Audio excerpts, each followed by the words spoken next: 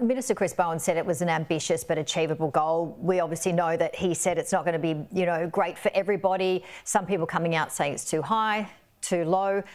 What would you like to see?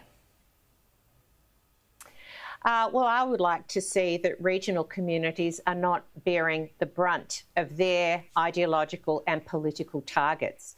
The Prime Minister is heading off to the US to stand in front of the UN General Assembly and say, look, pull out his plum and say, look what a good boy I am. China certainly thinks so. And what is happening on the ground out in the regions is that we're bearing the brunt of it. Our farmers are having their farms railroaded with transmission lines they do not want. And we have wind turbines going up like, I don't even know, just so many of them that are coming into particularly my electorate and creating such division.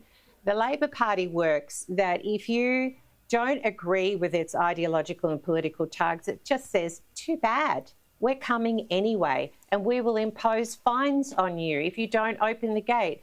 We will make and punish you for any stand or any view that is different to ours. Well, you know what? Out in the country, we have a different view. Well, it's interesting because if we look back in early August, the Australian Financial Review did an estimate saying it was 8.5 times the original cost of the Central West Orana project, the RES, the first RES in New South Wales. So it's blown out 8.5 times. But then we also heard, Anne, with this announcement yesterday, that the cost of inaction would be in the hundreds of billions of dollars. So, I mean, how do you see this?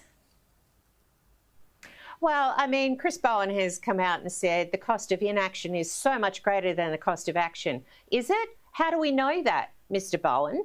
Because you haven't provided us with the numbers. We don't know what it's actually costing us as Australians for your grand plan and, your hope to sweep into power again at the next election. The reality is Australians are hurting. Their electricity bills are going up.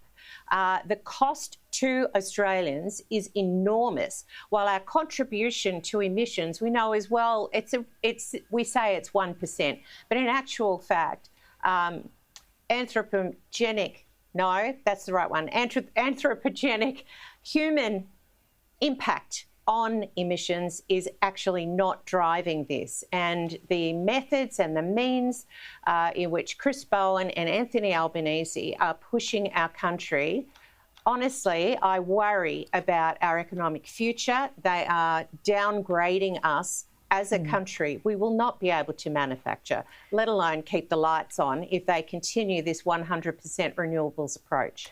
Well done on that tricky word. Finally, just quickly, and Prime Minister Anthony Albanese, as we've just been mentioning, is heading to New York, where he will front the United Nations General Assembly. And what are the chances, do you think, of him having a one-on-one meeting with the US President?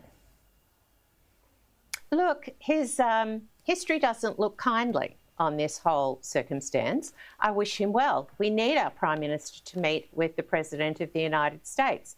But Anthony Albanese has made a number of missteps, whether it is their support of the Palestinian state before there is peace in Gaza, whether it is the climate change action that he is committing Australia to, whether it's the lack of spending in defence that the United States are wanting us to invest in, to make us a partner that the US can rely on should China become more aggressive. The United States has good reason, and the President has good reason to hold Anthony Albanese to account as an ally, as a friend. The President wants to know that Australia is going to be reliable. And at this point in time, while Anthony Albanese wants to go over there and talk about, safe social media for under 16s, I'm pretty sure that's not going to be the hot topic in front of the President if he does get that meeting. Anne Webster, always great to see you. Thank you so much. Thank you, Janie. Great to have your company.